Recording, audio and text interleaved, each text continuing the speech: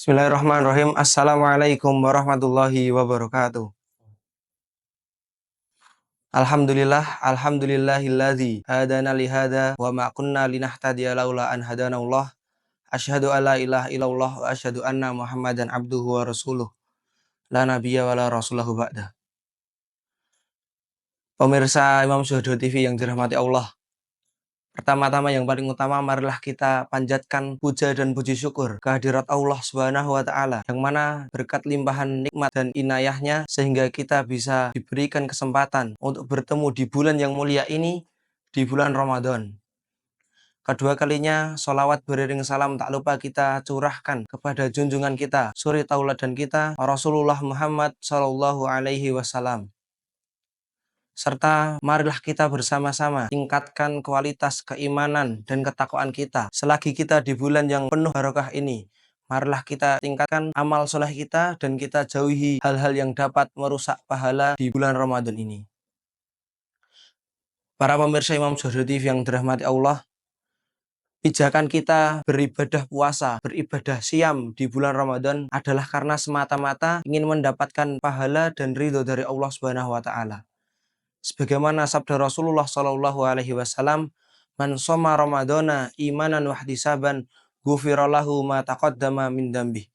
Barang siapa berpuasa di bulan Ramadan karena iman dan mengharap ridho pahala dari Allah, maka Allah akan mengampuni dosa-dosanya yang telah lalu. Hadis riwayat Al-Bukhari dan Muslim. Iman itu bukan hanya sekedar dari ucapan. Iman itu tidak hanya sekedar yang keluar dari lisan kita. Akan tetapi iman itu juga perbuatan, aktivitas yang kita lakukan dalam keseharian kita. Iman itu dapat bertambah dengan ketaatan dan iman dapat berkurang karena kemaksiatan yang kita lakukan. Sebagaimana pahala puasa kita. Di hari itu jika kita itu banyak bermaksiat, maka pahala puasa kita itu bisa berkurang bahkan habis. Tapi jika di hari itu kita berpuasa dan banyak melakukan amal soleh, maka di hari itu kita akan mendapatkan pahala yang berlipat-lipat ganda. Dan pada kesempatan kali ini kita akan membahas hal-hal yang dapat merusak pahala kita di bulan Ramadan ini. Para pemirsa Imam Syuhada TV yang dirahmati Allah, sebenarnya ada beberapa hal yang dapat merusak atau yang dapat mengurangi pahala kita di bulan Ramadan ini. Di antaranya yaitu beramal tanpa ilmu. Yang kedua, masih gemar bermaksiat. Yang ketiga, pelit dan kikir. Yang keempat, puasa tapi tidak sholat. Yang kelima, sholat tarawih yang tanpa tumak ninah. Dan yang terakhir, tidak sahur dan tidak menyegerakan berbuka. Tapi pada kesempatan kali ini, insya Allah kita akan bahas 3 hal yang dapat merusak pahala kita di bulan Ramadan ini. Yang pertama yaitu masih gemar bermaksiat. Nabi Shallallahu Alaihi Wasallam bersabda, Rabbus sha'imin hadduhu min siyamil ju'u wal atoshu. Betapa banyak orang yang mengerjakan puasa namun tidak dapat dari puasanya kecuali rasa lapar dan dahaga saja. Hadis riwayat Ahmad. Dan di hadis yang lain dari Abu Hurairah radhiyallahu anhu, Rasulullah Shallallahu Alaihi Wasallam bersabda, laisa siyamu minal akli wasyurbi, innama siyamu minal lagwi warrafasi. Yang artinya puasa bukanlah hanya menahan makanan dan minum saja. Akan tetapi puasa adalah menahan diri dari perkataan yang sia-sia dan ucapan yang kotor. Hadis riwayat Ibnu Hibban. Para pemirsa yang dirahmati Allah, dari kedua hadis ini dapat kita tarik kesimpulan bahwa di bulan Ramadan kita tidak hanya menahan lapar dan dahaga saja, akan tetapi juga menahan hawa nafsu, menahan hasrat kita untuk bermaksiat.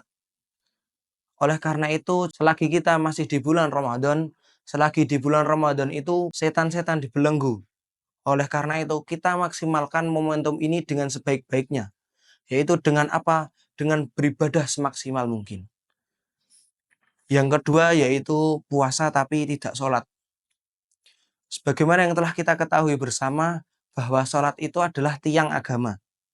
Barang siapa mengerjakan sholat, maka dia menegakkan agamanya. Dan barang siapa tidak mengerjakan sholat, maka dia telah merobohkan agamanya. Jumhur ulama menyatakan bahwa orang yang meninggalkan sholat, maka dia dihukumi sebagai orang yang fasik. Dan bahkan sebagian ulama itu menghukumi bahwa orang yang tidak mengerjakan sholat itu sebagai orang yang telah keluar dari Islam. Ini berdasarkan sabda Rasulullah Shallallahu Alaihi Wasallam Inna baina rajuli wa baina syirki wal kufri tarkas sholah. Pembatas antara seorang muslim dengan kesyirikan dan kekafiran adalah meninggalkan sholat. Hadis riwayat Muslim. Oleh karena itu, para jamaah Imam Syuhada TV yang dirahmati Allah, kita maksimalkan momentum Ramadan ini dengan sebaik-baiknya. Yang sebelumnya kita masih sering bolong sholatnya, maka di bulan Ramadan ini kita tambal dan kita ganti dengan mengerjakan sholat-sholat sunnah. Yang sebelumnya kita belum terbiasa sholat duha, di bulan Ramadan ini kita biasakan. Yang sebelumnya kita belum terbiasa sholat tahajud, di bulan Ramadan ini kita biasakan juga. Karena jika di bulan Ramadan saja kita tidak mau untuk berbuat baik, tidak mau membiasakan amalan-amalan sunnah, maka jika di bulan selain Ramadan, maka kita akan terasa lebih berat untuk melakukan amalan-amalan sunnah tersebut. Dan yang terakhir, yang ketiga, yaitu sholat tarawih tanpa tumak ninah. Menghidupkan malam Ramadan dengan qiyamut tarawih atau sholat tarawih adalah amal unggulan, amal yang termasuk top skornya atau amal yang diunggul-unggulkan di bulan Ramadan ini. Ini pun juga sebagaimana sabda Rasulullah SAW, man qoma Ramadana imanan wahtisaban ghufira lahu ma taqaddama min dzambih. Barang siapa menghidupkan malam bulan Ramadan dengan sholat tarawih karena iman dan mengharap ridho, mengharap pahala dari Allah, maka Allah akan mengampuni dosa-dosanya yang telah lalu. Hadis riwayat Al-Bukhari dan Muslim. Semoga Allah Subhanahu wa taala senantiasa menjaga iman dan Islam kita, dan semoga kita bisa menghindari hal-hal yang dapat merusak pahala kita di bulan Ramadan ini. Mungkin hanya ini yang dapat saya sampaikan. Apabila banyak salah kata, salah ucap, saya mohon maaf yang sebesar-besarnya. Aqulu qauli hadza wa astaghfirullah li wa lakum. Wassalamualaikum warahmatullahi wabarakatuh.